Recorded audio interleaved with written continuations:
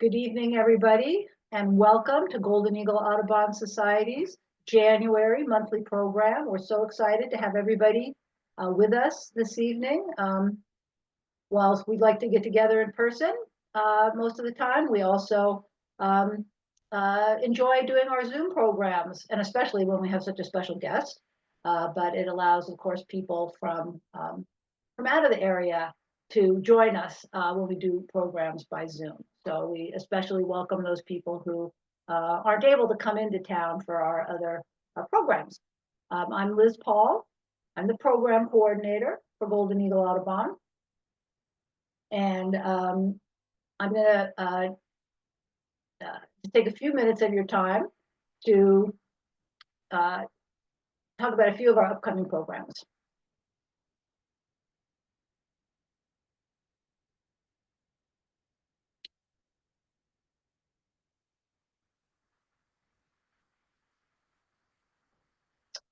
All right, well, this is our program, of course, tonight with our great guest speaker, Christopher Cokinos. And we have people, I think, on the call this evening who aren't already members, maybe, of Golden Eagle Audubon. Maybe this is the first time they've come to any of our programs at all. So, Golden Eagle Audubon, we are a chapter of National Audubon, but we are our own nonprofit organization. And we, that's our webpage there, www.goldeneagleaudubon.org. And becoming a member only costs $25, and you can do that right on our webpage. That's easy. Our webpage is packed with other information as well, including information about our field trips and about birding and about our stewardship projects and a lot more. So let's see, do I have this on full screen? Let's see what we got here. How's that look? Okay, let's see. Doing a few too many things at once. Okay. All right, so there we go. There's our who we are. Next month, we'll be back in person at the Hillcrest Library, the Boise Public Library at Hillcrest. We have a very special guest next month as well, Sierra Laverty. Sierra is one of our board members, and we love that, but she's also an entomologist. And she's going to talk about insects in decline. And of course, if you know anything about birds, you know how important insects are to birds. And so all of us who care about birds and about a lot of other things need to care about insects too. And Sierra was born and raised here, and so she's very familiar with the insects that we have in Idaho and the challenges that they're facing. Then in March, we have another great guest, Michael Kochert, and Michael's going to be talking about golden eagles. 50 years of studying golden eagles in southwestern Idaho. What have we learned? Michael himself has done that research. And so we're really excited about that. That is also going to be back at the Hillcrest Library on March 18th, 6:30. All these programs are, of course, free and open to everybody. You don't have to be a member to come to our programs. Golden eagles, awesome. We teach a lot of classes around the community, and you can get a full schedule on our webpage. But this one is going to be a good one at the Eagle Public Library on February 19th, all about bird feeders. It's great. This is a great time of year to have your bird feeders out. There's a little red-breasted nuthatch there. Thank you. We have field trips. We have field trips all the time. And now these people are a lot warmer than the people who were in our field trips last weekend, but we had 3 very full field trips last weekend. So we are field tripping it even in the cold and the winter because the birds are there. Our field trips are almost all of them free, and everybody is welcome on those. You do have to register though, because we limit the size. So please look at our, and beginners and youth are invited on most of our field trips, or welcome on most of our field trips. So you can look at our web calendar to sign up for a field trip. We have binoculars as well, loaner binoculars. So if all you have is something that, like, you found in a garage drawer or something, you know, a long time ago, and you can only really look through one of the eyepieces or something, you can borrow our binoculars, no problem. Field trips. We have a bird count coming up in February, the Great Backyard Bird Count. This is a continental event, and we're going to be birding in different locations over 4 different days, but each bird count is just for a few hours. So this is kind of a beginner bird count, and so that's awesome. And you can find out all the details on our webpage again and register for that. It's a volunteer community science project, so you'll register through our volunteer page.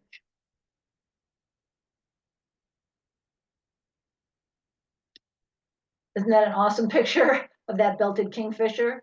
Sean Persley did that one.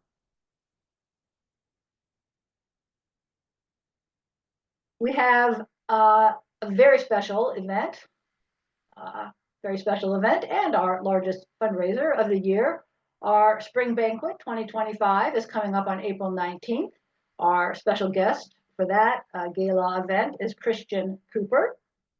Christian is well known as being the Central Park birder, but he had many claims to fame before then and has gone on to host a award-winning daytime National Geographic television show. He's written an awesome book, Better Life Through Birding. Is that what it is? And so this is going to be a banquet, a dinner, drinks. We'll have raffle, we'll have auction, we'll have Christian speaking, and tickets are going to go on sale, a pre-sale for our members. So all you members, you'll be getting an email about that, and it's not too late, of course, to become a member. Remember, I said $25 gets you a membership. Go to our webpage for all the details on membership, and tickets will go on sale, pre-sale on February 1st, and then general sale on February 18th. All right, I'm going to turn this over to Hannah Rodabow, who is on our education committee, who came up with the awesome idea of having a speaker talk about extinct birds. So there you go, Hannah. Hi, everybody. I'm really excited to see so many people here to get to hear our amazing guest speaker talk about extinct birds. My job is just to introduce our speaker, and then we'll get on to the fun part, which is getting to hear about the extinct birds. So Christopher Cokinos is an emeritus professor from the University of Arizona and the author of the books Hope is a Thing with Feathers, A Personal Chronicle of Vanished Birds, The Fallen Sky, An Intimate History of Shooting Stars, and Bodies of the Holocene. And he also has a new nonfiction book, Still as Bright, A Backyard Journey Through the Natural and Human History of the Moon, that just came out from Pegasus Books in 2024. His poetry essays, reviews, and criticism have appeared in such venues as Typo, Ecotone, Orion, Dark Mountain, The American Scholar, Pacific Standard Science, Scientific American, New Yorker, Nature, and so on.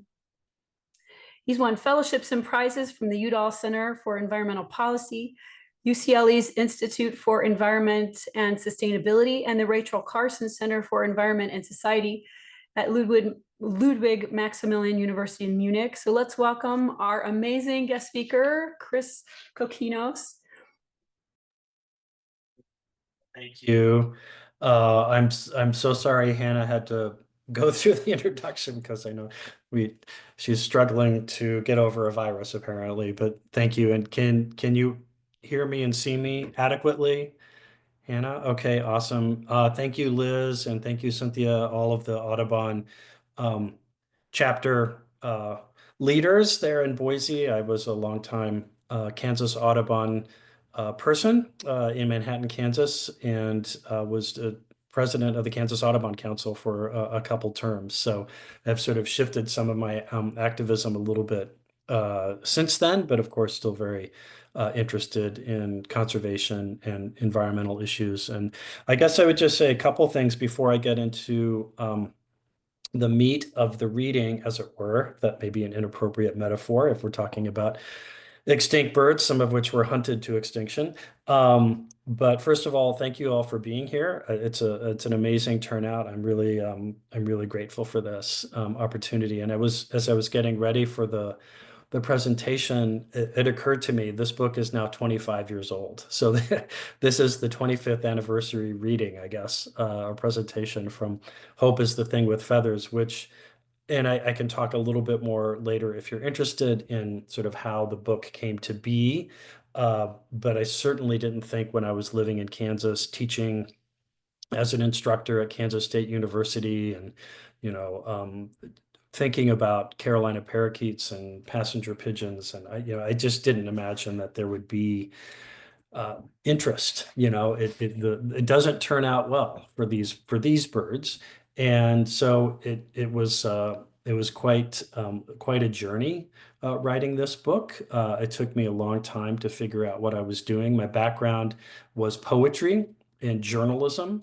And so my English degree, and I had a graduate degree, an MFA in creative writing. And so these things kind of came together as I began to investigate the stories of these birds. But as I was doing it, I had no agent or apparatus and no sense that this would actually make it out in the world. So that's a long way of saying gratitude to everybody who helped me get to this place, and to try to do honor to these stories, try to do honor to the histories, both natural and human, involving these different species. So I hope you can glean something from it tonight.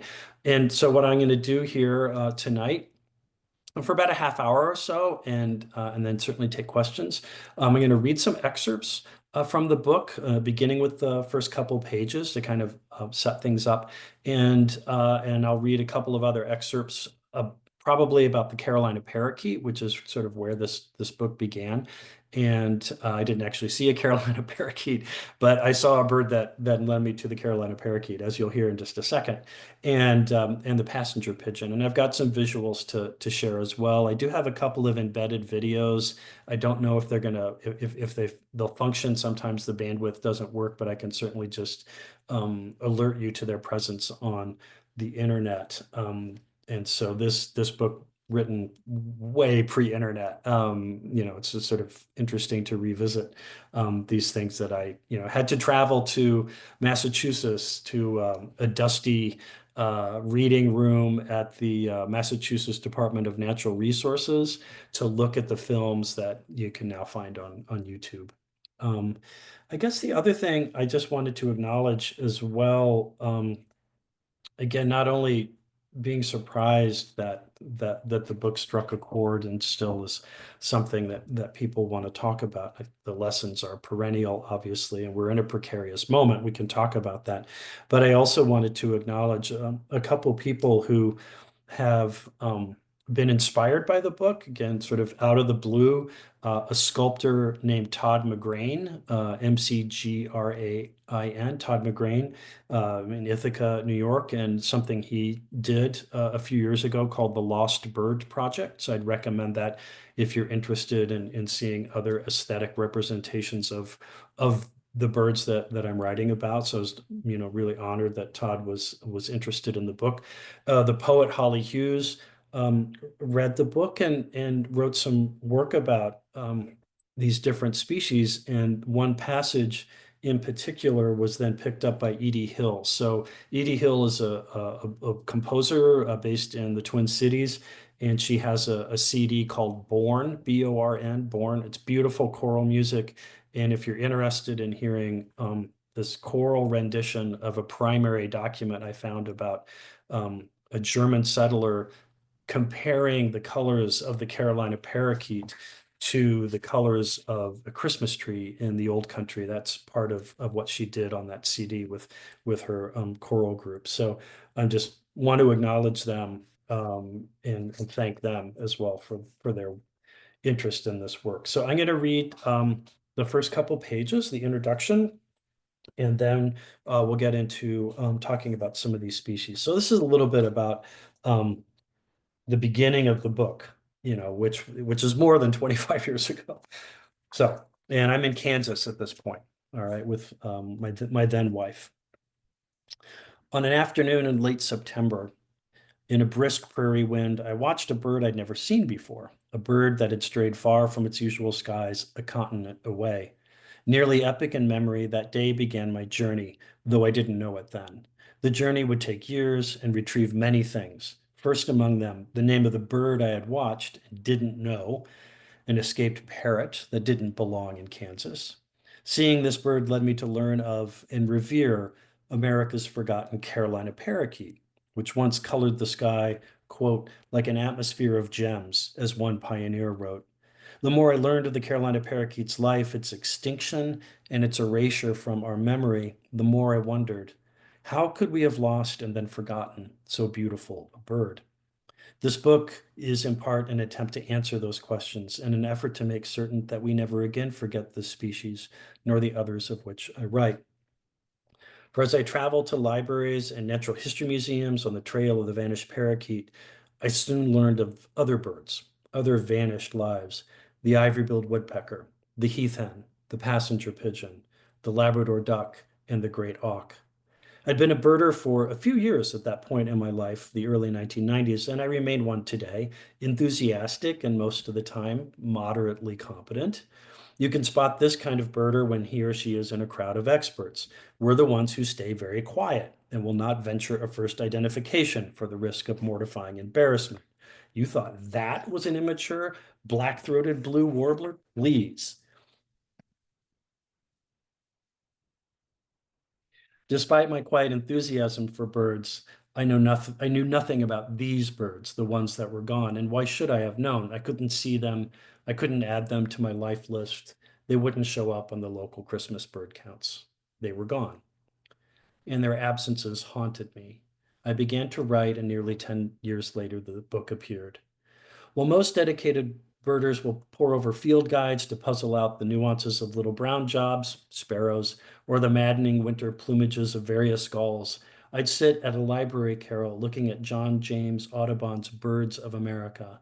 I would marvel at the improbably massive beak and almost pathetically tiny wings of the great auk, or the spiffy black and white plumage of the Labrador duck. This book recounts the histories of these 6 extinct North American birds, the stories of their lives and their demise, the stories of the people who killed the birds and those who tried to protect them, sometimes the same people. This is a personal chronicle in which I weave together these accounts with my attempts to understand them, which led me to visit the places where these birds once lived and died. I take a journey into the past and emerge sobered and saddened, but also fascinated and resolved to grapple with hope in this environmentally complicated time. The birds taught me that we can learn from these losses, take comfort in what remains, and redefine hope from wish to work. We can work to protect the still astonishing non-human lives that have come to depend on us for patience and care. Not only did these extinct birds inspire me to delve into and present their natural histories, they also revealed many surprising, compelling human stories. There is, among others, the tale of the painter who saw the last confirmed ivory-billed woodpecker in the United States as its forest was being logged, and the heretofore untold account of how the last wild passenger pigeon died. These and other stories dramatize our various relationships to the land and the sky. So that's just a little bit from the introduction. And I think, let me go ahead and just do my screen share. I'll show you a couple of images of the Carolina parakeet and then read another little passage there. All right.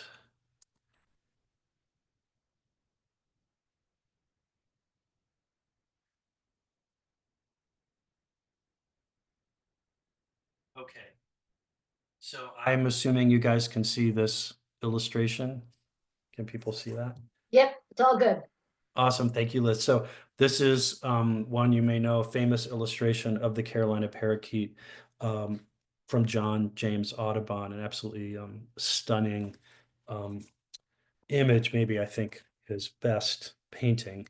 And as I worked on the story of the Carolina parakeet, I found myself going to the Natural History Museum at the University of Kansas, where I was able to actually hold specimens. This was astonishing to me that I could actually do that.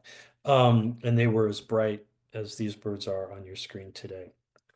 So let me just read a little portion of the chapter about the Carolina parakeet and then talk a little bit more about the species, move on to the passenger pigeon, and then the other birds. On a bright, clear, windy day, my then wife and I drove to a nearby lake. We had recently moved to the Flint Hills of eastern Kansas and profoundly depressed. I yearned for southern Indiana, where we had been for several years, where we had become apprentices to the land, to still beautiful fragments of hardwood forest. I disliked an office job I'd taken soon after we had arrived in Kansas, as Elizabeth began her teaching career at a state university. I missed the magazine editing I'd left behind. Also, I had a cold and felt, therefore, full of myself, literally and figuratively. A little anxious at my grimness, she suspected that seeing birds would help. I blew my nose, dubious of nearly everything. We thought we might see American white pelicans, which look so ancient as they migrate through the eastern Kansas skies. That they occurred here was one pleasant surprise. Our destination for the day's foray was River Pond, a small marsh adjacent to the reservoir in Riley County, Kansas, just outside the college town of Manhattan. The blustery wind and bracing light soon helped me forget the lightness in my head, the heaviness too, the ache in my joints. Leaning against open car doors, we watched an osprey that had just soared into view as we were parking. We stood by the banks of the Big Blue River. Here, the blue serves as the reservoir's outflow channel. We watched cloud shadows plummet across the dam's earthen slope.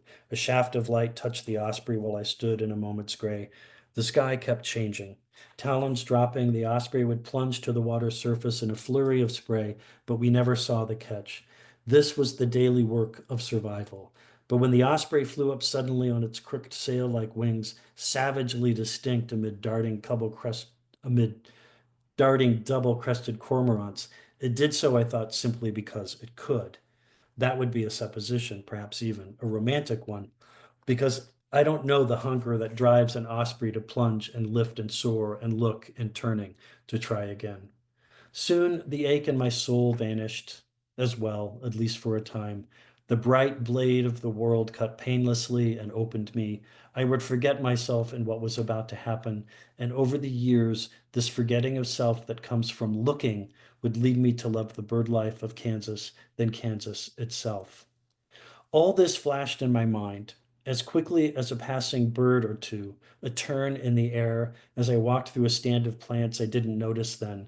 Now I name and love Illinois bundleflower, whose seed pods cluster like tight brown fires. And so what happens at this moment then, as you know, we're birding, I see a bright green bird flash across the sky, not a Carolina parakeet. I didn't know about those at the time, of course. And it turns out it was a black-hooded conure. And I didn't find this out until I actually talked to a much more expert birder than me the next day. But I was astonished by the green tropical color of this black-hooded conure, which was then being chased by a sharp-shinned hawk. And they were moving across the sky in these great pirouettes. It was an amazing, amazing experience. And then there was another black-hooded conure. So there were two of them. And I, of course, don't know their fate. I don't know their origin. I speculate they might have been released from somebody's kitchen in Iowa. We don't know. But finding out that black-hooded conures could show up in this prairie landscape, I found astonishing. And it was one step away then from learning that Carolina parakeets had also occurred literally in that same region. One of the first things I did when I found out about Carolina parakeets was to look up local history. And I found the diary later, a diary or an account, I should say, written later when this woman was a settler's daughter homesteading in Kansas. And really at the confluence of the Kansas River and the Big Blue, basically where I had, saw those black-hooded conures, this young girl had seen Carolina parakeets. And I was astonished by this fact. and wondered what had happened to them. And you'll sense a theme in the discussions here tonight in my presentation of colonial roosters. You can see from this photograph or slide of John James Audubon, these were colonial birds. They were social birds, like most, right, parrots and parakeets. They nested in hollow cavities of trees, and they were prized for their plumage. So there is a sort of double theme here of habitat destruction. So some of the best land to clear out, right, for farming is in river bottom lands, and so those trees were cut. Because they were colonial nesters, you were taking out large populations of them at a time, and they were prized for the millinery trade. So in writing this book, I found myself doing research I didn't expect. I was looking at cookbooks at the American Antiquarian Society with recipes for passenger pigeons. I was reading about or looking at sort of the advertisements of women's clothing fashions in the 19th and early 20th century with parakeets adorning the hats of these women. And of course, if you know your conservation history like that, that's part of the push against indiscriminate slaughter of birds. It came too late for the Carolina parakeet. And one of the tragedies of this particular species is that it could breed in captivity. And so I found photographs. This is a photograph of Paul Barch, the Smithsonian Institution ornithologist, excuse me, with a living Carolina parakeet nestled up against him. This is Doodles, and Doodles was his pet Carolina parakeet. I found photographs of, these little ugly, fledgling nestling parakeets. They could breed in captivity. One of the stories that then emerges as I worked on this again, not as an environmental historian, as a writer with journalism and poetry as my background, but with a real desire to be accurate, to tell the story precisely, was learning that the mode of the time, okay, among private collectors, and there were private collectors who would breed these birds, and institutions like the Cincinnati Zoo, which is going to figure here in just a moment, was not cooperation. We take breeding cooperation as the norm today. It was not. It did not occur to them to crossbreed, different populations of captive Carolina parakeets. And so the habitat destruction of the river bottomlands that were their forests, overhunting, and also Daniel McKinley had speculated several years ago that the invasion of the European honeybee, sort of taking up in those cavities, may also have contributed to the demise of the Carolina parakeet. And so you go from pioneers seeing these flocks in snowstorms in upstate New York or out in the Kansas prairie, seeing them, of course, in the swamps and marshes of the South, to the very last Carolina parakeet named Incas, which died on February 21st, 1918 at the Cincinnati Zoo. So that was really the first species I found myself paying attention to. And the next was the passenger pigeon. And I want to read just a short excerpt from the passenger pigeon chapter as well. So let me find my place here.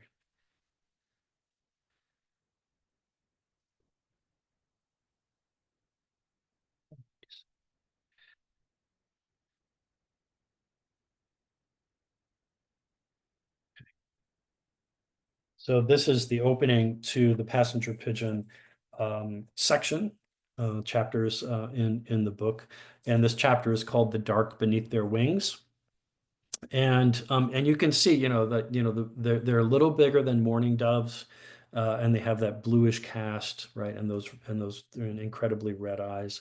And so I have an epigraph here, a quote at the beginning of the chapter from a Potawatomi chief. I'm checking my time here since I can't see it on the screen share. Potawatomi chief Simon Pokagon, and he says this of passenger pigeons: "These birds have communicated to them by some means unknown to us a knowledge of distant places." In a volume of his American Ornithology, the pioneering naturalist Alexander Wilson described a flock of passenger pigeons that he had witnessed in the early 1800s as the birds flew between Kentucky and Indiana. The flock, Wilson had estimated, numbered 2,230,272,000 birds. An almost inconceivable multitude, he wrote, and yet probably far below the actual amount. The multitude spanned a mile wide and extended for some 240 miles, consisting of no fewer than 3 pigeons per cubic yard of sky. Now, mathematicians and physicists perhaps can visualize the number, but for years I struggled. Just what was a flock of more than 2.2 billion passenger pigeons like? I needed metaphor. I needed to make that swarm linear. And my pocket calculator, which was good for figuring gas mileage, fritzed as I attempted the equations. So I called on friends with better calculators and I asked them, like what I wanted to know was how long the line would have stretched if those birds had flown single file, beak to tail. So assuming each pigeon was about 16 inches long, a line of 2,230,272,000 passenger pigeons would have equaled 35 billion inches or 3 billion feet. I'll spare you, maybe you've done the calculation. That's 563,200 miles of passenger pigeons. In other words, if Wilson's flock had flown beak to tail in a single file, the birds would have stretched around the equator 22.6 times. Not to be confused with message-bearing carrier pigeons, those trained, domesticated birds so useful in war. Passenger pigeons were wild creatures, prodigious and unequaled. This species once comprised 25 to 40% of the land bird population of the United States, or what would become the United States. Historians and biologists have estimated that 3 to 5 billion passenger pigeons populated eastern and central North America at the time of European conquest. The passenger pigeon was the most abundant land bird on the planet. And the next time you see an American robin, imagine 50 passenger pigeons in its stead. That was the ratio between the two during colonial times. Jacques Cartier, the first European to write about pigeons, did so on July 1st, 1534, having seen flocks on what is now Prince Edward Island. Champlain saw them at Kennebunkport, Maine in 1605. De Soto, Marquette, Sir Walter Raleigh, William Strachey, the pigeons awed them all. So thick that even they have shadowed the sky from us, marveled one early account. What it pretends, I know not, mused Thomas Dudley of Salem, Massachusetts, on March 28th, 1631, after having witnessed a tenebrific flight of pigeons.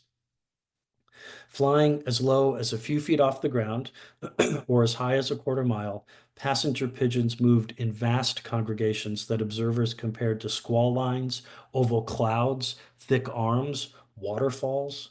Wilson saw how his flock flew in the shape of a river, then suddenly the birds moved into an immense front. Flocks could contain pigeons on a single level or be stacked in layers, with the birds flying loosely scattered or packed wingtip to wingtip. When bright sky showed through those multitudes, it must have glittered like a lantern signaling a frantic code. With their powerful chests and long, quick-snapping wings, the pigeons flew an average of 60 miles per hour for hours at a time. Sometimes the swift and seemingly endless flocks stretched across the entire dome of sky, so that wherever one looked, horizon or zenith or somewhere between, there flew the pigeons. They closed over the sky like an eyelid.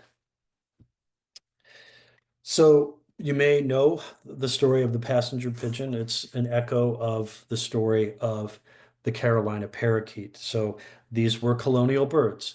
They were tasty. Again, I was reading recipes from cookbooks at the American Antiquarian Society in Worcester, Massachusetts, a fellowship that helped me write this book. And so they were easy to kill. And there was a whole, I'm sparing you the photographs or images of the equipage that the commercial pigeon hunting industry used. But one of the things that they would do is put a seed down on the ground that was soaked in whiskey. And when the pigeons came down to land to start feeding, they would cast the net over the species or over the flock and then just go through and beat them or snap their necks. The term stool pigeon, which is maybe dropped out of usage, comes from the fact that the commercial hunters would take a passenger pigeon, sew its eyelids shut so it couldn't express fear, it couldn't blink its eyes, and they would tie a string or a small rope or twine to the leg and then pull on it, and the flapping of the wings would then draw the flocks down so they could be killed. It's a straightforward story of overhunting and destruction of habitat. Now, having said that, the passenger pigeon was one of the species that people began to pay attention to. The heath-ennis is the other one. In the late 19th century, as the flocks diminished radically. Both the Carolina parakeets and passenger pigeons, the population drop was precipitous because they were not recruiting juveniles into the population. They were killing indiscriminately. And so in Wisconsin and Michigan, there were efforts in the state legislature to protect these birds. At the same time, there was this profound disbelief that they could be in any way harmed because they had been so prodigious. There were theories that the flocks had, flown to South America or been caught in giant storms in the Great Lakes and all of them drowned. But it came again to captive specimens in various locations. And the last passenger pigeon that we know of in the wild, and there's been some other work since I wrote this book that suggests it might have been a later date, but I traced the story of a young Ohio farm boy, a young man, kid really, named Clay Southworth, who shot the last wild passenger pigeon, at least according to my research, in 1900 on March 21st. And so this is a curator at the Ohio Historical Society cleaning up this specimen of the last known wild passenger pigeon. It was called Buttons because when Clay killed it, he saw that it was different from the other birds that it was with, mourning doves and rock doves. He showed his parents, and they're like, "This is a passenger pigeon," and it was mounted by a local taxidermist using shoe buttons for the eyes. So the passenger pigeon continued to actually thrive in captivity.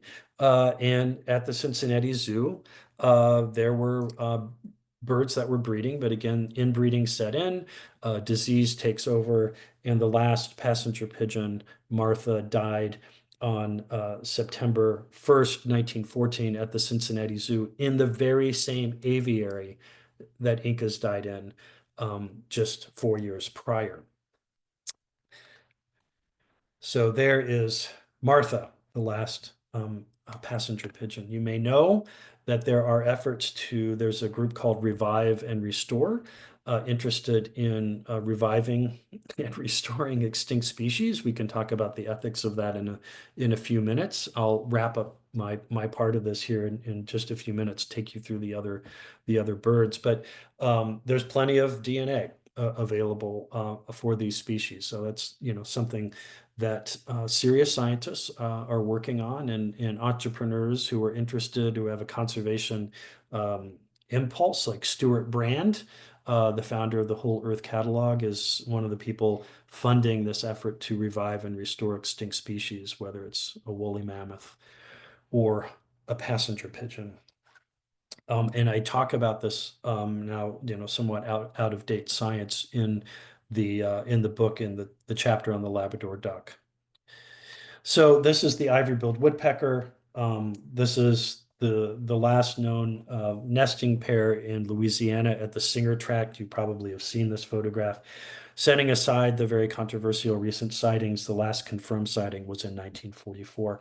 This is a particularly distressing story because the area was logged out for the war effort, even though the authorities were very clear that they did not need this lumber. But the Singer Corporation, the sewing machine company, went ahead and logged this area out. And since then, of course, we've heard reports of ivory bills sort of the ghost bird now.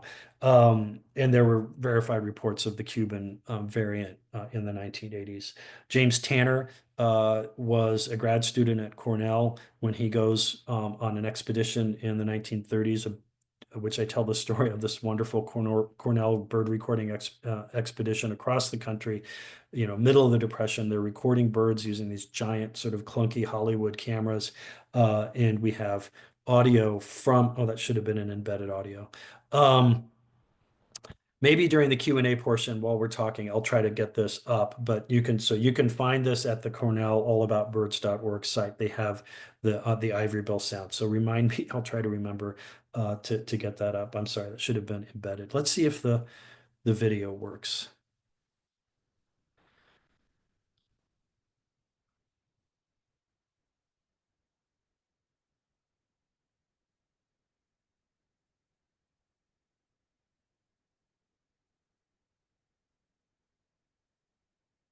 This is the nest exchange.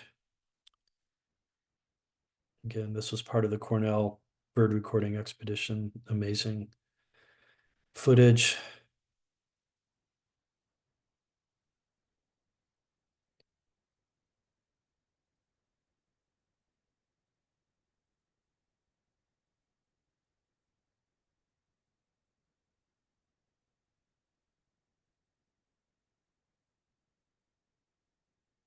And they were called, as you may know, the Lord God bird, because that was what you would say when you would see an ivory bill. You'd say, "Oh, Lord God," because they were so big and so starkly plumage with that black and white plumage and their red crest as well.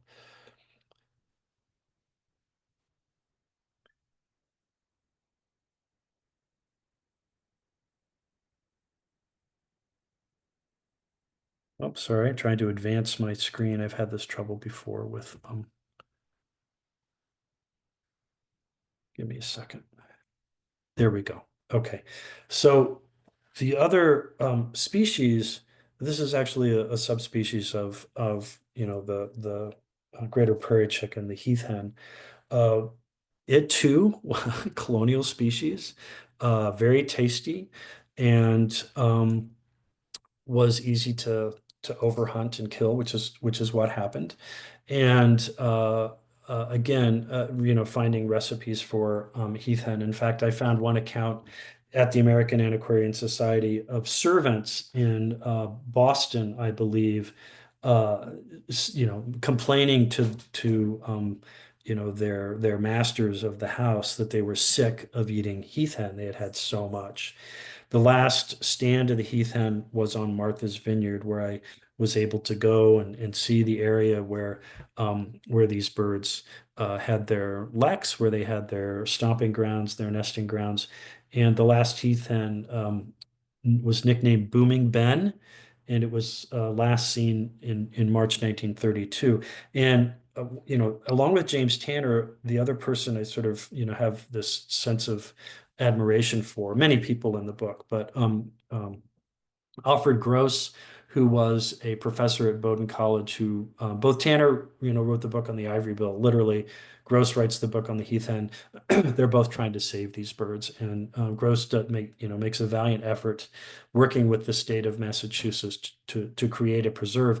And this becomes a bit of a turning point, actually. The plight of the heath hen generates a lot of publicity. It doesn't hurt that it was on the East Coast, the sort of center of the newspaper universe, media universe of the 1930s. Thornton Burgess, who was a nature writer and a children's writer, also does radio programs about this. So there's this effort to try to save the heath hen. So things are beginning to turn. And that was again came too late, but there is that sense of the effort. So here to rare footage. Was once rare footage, is now available on the internet, of the heath hen on Martha's Vineyard. And I'm going to kill the sound because I think sounds awful. So the movie was silent, so I think we should just watch it, at least part of it.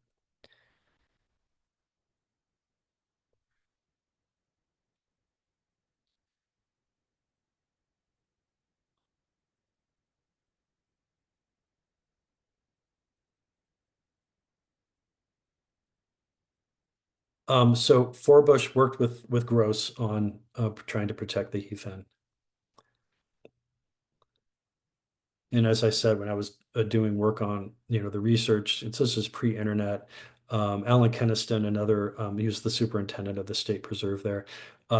The state officials there had this footage, okay, original footage, silver nitrate film, which is very unstable, and they just had it stored in a cabinet in, sort of in the back of an office. So I'm really glad that they, preserved that film.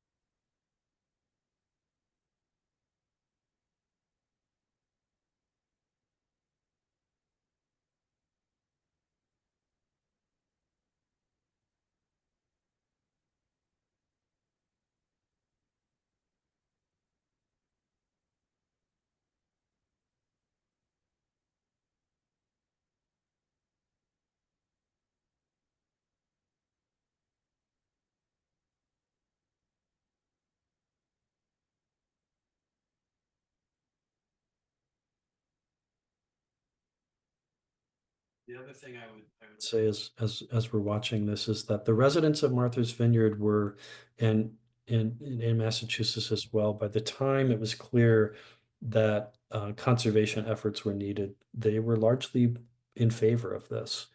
So again, there was this pivot.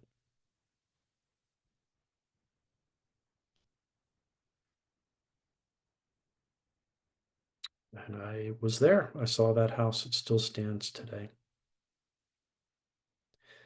I wanted to go to these places. It felt important to actually go to the places where, um, where these things had occurred, where these losses had occurred. Let's see if I can get always have trouble advancing off of, let's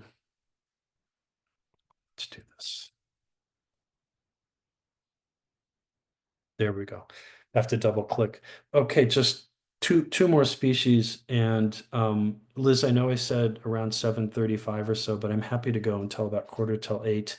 I had a snack before I came on. So as I was saying, I went to these places because I believe that, understanding the landscape then and now is important. And, I'm not a person who believes in, spirits or ghosts or anything like that, but I do believe in the sort of texture and resonance of places, built landscapes like Jimmy Green's farmhouse. Or say in the case of the Great Auk, I went to the Gulf of St. Lawrence and went to a place called Bird Rock, and which is an amazing place for pelagic birds. So, this was a long time ago, but this is the memory I have primarily of Bird Rock is watching northern gannets just dive into the water. Absolutely incredible. Well, Bird Rock was one of the places where the great auk would waddle up onto land. It was flightless. It needed a certain slope to get up to where it would nest. Because it was flightless, because sailors were hungry, they were very easy to kill. And they were quite difficult to catch when they were in the water. They were extremely fast and really maneuverable, but they were completely vulnerable as flightless birds on land. And the last known great auk was killed on June 3rd, 1844 on LD Island. And we come here to the end of the talk before we have a conversation. And this is the mystery. This is really the mystery bird. This is a specimen of the Labrador duck. And it's in this chapter where I try to tackle some of the questions, again, back when I was writing this in the late 1990s of using DNA genetic technology to try to revive these species. This was apparently already a scarce bird. There's not a lot of recorded natural history. It was little known in the wild, and it was not good eating. apparently. It was a poor person's duck. They would have them in the markets and sometimes they would go unsold.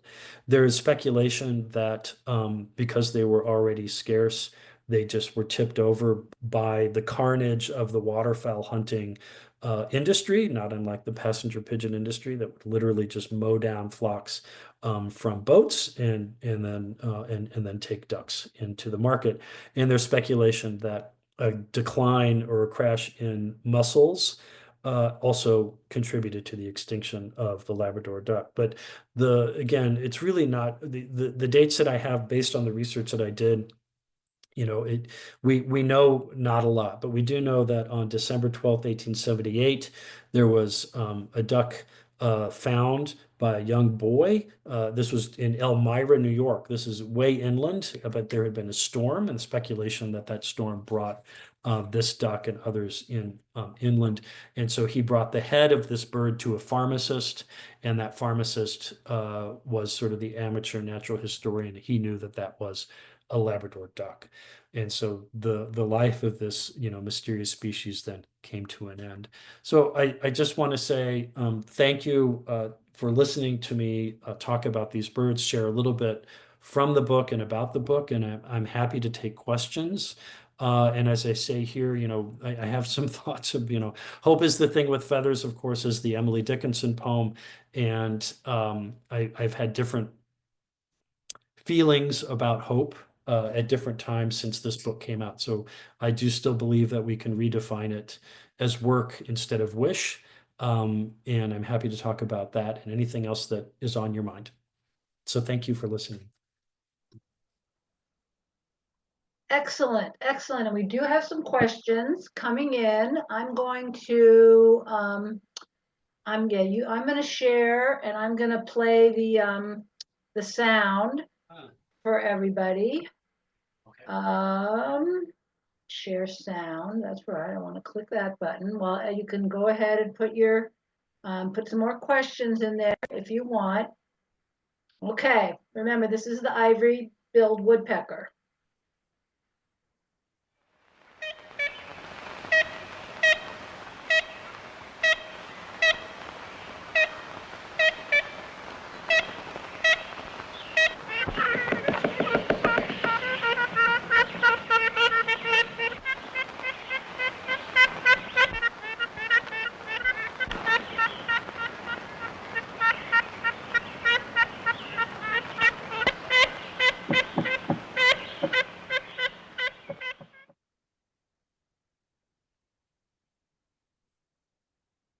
Well, we all may need to get out the tissue and mourn these birds. And that, just like you said at the very beginning, Christopher, that why don't we know more about these birds? And the idea that if people don't remember them, then they are truly lost. All right, so we do have some questions here, and Richard started us off. He has had close encounters with these birds. Did you see that question? So he's asking if John White or others with the Lost Colony on Roanoke Island documented the Carolina parakeet. That is a good question. It's been so long since I've delved into primary sources.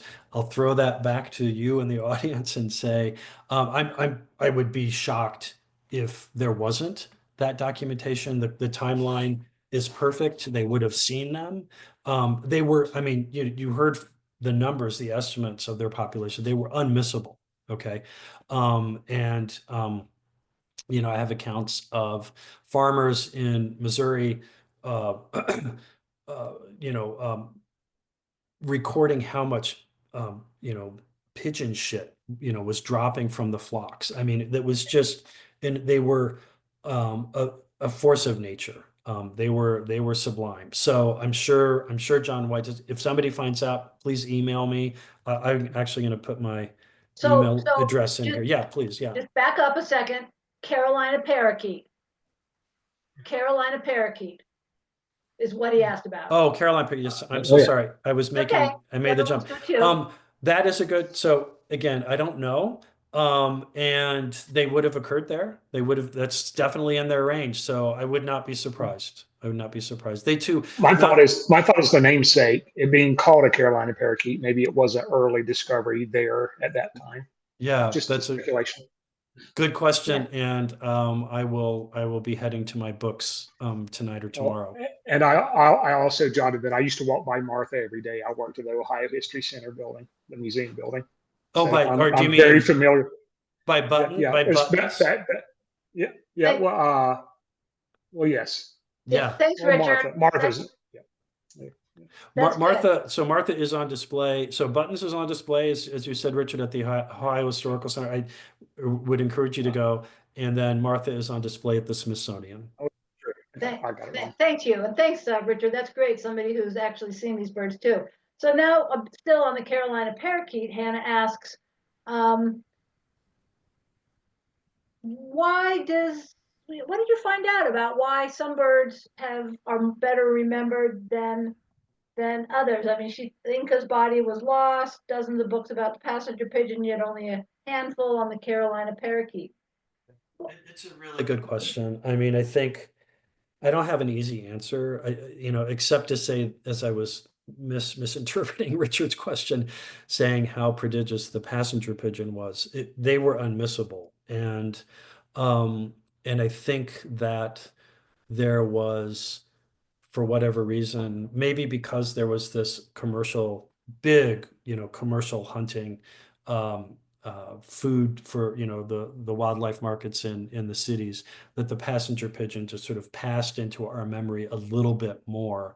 And you had people like, Farley Mowat and others, writing about the passenger pigeon before the Carolina parakeet, had its due.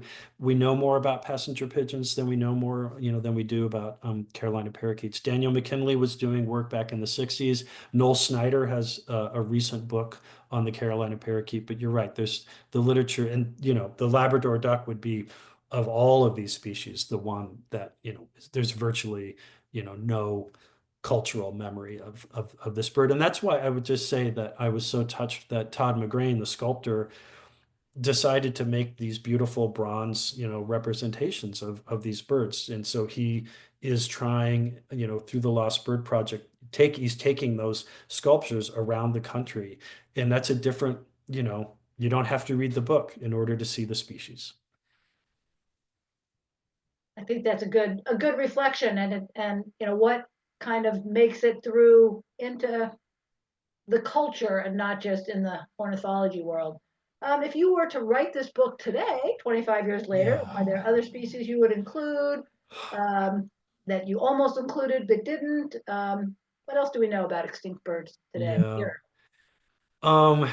That's a great question. Nobody has asked me that question. I've given many talks from this book. Eskimo curlew did not make the cut. Part of what, I was part of what I was doing in writing the book was learning how to write a book.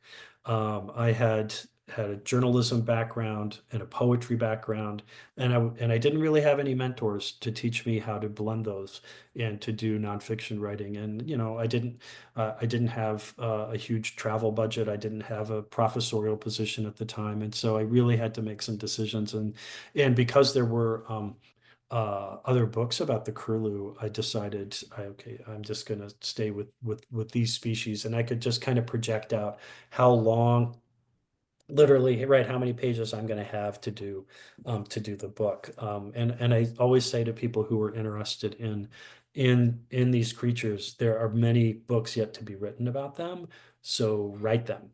As if I were to write it today, the Ivory Bill chapters would be different, right? I mean, the controversial sightings of the Ivory Bill, by some folks in the South, that is, as you've probably seen, books have been written strictly about that. And the other thing I think I would do is I would think about uh, uh, I would think about Hawaii, and the indigenous species there. But those are, yeah, other books yet to be written by, I hope, some of you in this audience. Craig asks if you know of how many specimens remain of the passenger pigeon, and he lets us know that at the Boise World Center for Birds of Prey that they do have one there in their visitors center. I don't know how many specimens there are. You could probably contact the American Ornithological Union and ask. They probably track that, or just write to the curators at the Smithsonian. I mean, there are a lot of specimens of passenger pigeons and Carolina parakeets, and ivory-billed woodpeckers, heath hens. You know, there are some specimens that I was able to look at in the east. It's been so long since I've actually like tracked that. Again, the Labrador duck, only a handful. I would recommend a writer named Errol Fuller. I'm going to put this in the chat, who reached out to me as I was working on this book. And I think I'm getting that right. I don't have my reading glasses on. And he wrote about the great auk. And so there are these folks who become really focused on particular birds. There is a book called The Curse of the Labrador Duck. Putting that in the chat as well. By Glenn Chilton. And so he tries to track these birds, the species specimens down. Both of these are terrific books. All right, we're going to wrap it up with a question from Hannah again, and this goes back to your comments about the marvels of modern science and de-extinction. Okay, and so she poses it as: should we focus on preserving the vulnerable species that are not extinct, and would efforts for de-extinction somehow compete with those efforts? Yeah, they would. And thank you for I have the chat up. Thank you, Michelle, and others who are chiming in. I really appreciate this. It's again, the 25th anniversary reading without really thinking it was going to be. It didn't occur to me until a couple days ago. I think de-extinction is fascinating, as a technically sweet kind of scientific problem. The DNA isn't going anywhere. Those specimens are there. So I tend to think that it would be a distraction and become a bit of a circus, and raises ethical questions like, so let's de-extinct a passenger pigeon. Well, what do we have? Well, we don't have a pure passenger pigeon. We have a sort of clone that's probably been raised with mourning doves. I don't know. So if there are biologists in the audience who could speak to that, I would defer to them. But what do we do with that? I mean, what do we do with a passenger pigeon that's alive? These are colonial birds. To sort of treat the species as that species, you would need to make a lot of them. And are we prepared? Yes. Where would they go? Would we release a bunch of passenger pigeons into the wild? What would the Farm Bureau say? I mean, it just raises a lot of difficulties, and we are in a very precarious moment. As Liz and I and Hannah and I were talking about, and I guess one of the things I would say in response to that is, people, it's like, well, what gives you hope? And again, I think and they mean that in the sense of a wish, right? The way we traditionally use it. And I recently decided that, if that's the traditional definition of hope, then I don't have hope. But I also don't have despair. I don't have either. I have neither hope nor despair. I have a to-do list, right? And on that to-do list is civic action. On that to-do list is savoring the life that we have. On that to-do list is practicing equanimity, practicing compassion, doing the best that we can do. So I think, to circle back to that, de-extinction maybe later, but perhaps we can work on carbon dioxide removal. Perhaps we can work on net zero. Perhaps we can get through the moment that we're in, shouldering through to do the best we can for ourselves and others. Oh, awesome. Hey, let's give it up, you guys, for Christopher. Let's give it up for Christopher. Put a little note, say thank you. 25 years. Yeah, yeah. Christopher, remind us again of the name of your current book. Yeah, sure. And I can put in, I have, of course, a website if people want to visit that. The new It's a book. very fresh book of other interesting topics. Yeah, I have telescopes in this room you can't see. I spend a lot of time writing about astronomy now. And so the book that just came out last spring is called Still as Bright. And the subtitle is actually An Illuminating History of the Moon from Antiquity to Tomorrow. And it actually does engage in questions of place. It turns out the moon played a really important role in our understanding of the sublime, the feeling of the sublime, especially in mountainous landscapes, and the push to go back to the moon, which I'm in favor of human space exploration. That's another conversation, but that raises also questions of ethical treatment of a place. The moon is lifeless, but how do we wish to treat it? And, are we going to call it a dead ball with resources that we can utilize? Or is it a companion world that, as a materialist that I am, I can still call it a companion world, and it has gifts that we can use carefully. So environmental ethics is actually a huge discussion in the space community right now. And I would encourage you, if you're interested, to sort of take a look at that as well. So I invite everybody to come back next month and the month after to our monthly programs. I encourage you to pick up a copy of Christopher's books. And he did put his email in there. So if you wanted to follow up privately and discuss any of these issues, or you piqued some curiosity in you, he's open to that. He's down in Logan, Utah. That's where his home is now. And I hope that you'll also join Golden Eagle Audubon if you haven't already, and join us for another class, for birding, for one of our community projects. Thank you so much for coming, everybody. Really awesome to have you all with us. And thank you very much, Christopher and Hannah. Thank you so much, everybody. Take care. Have a good new year.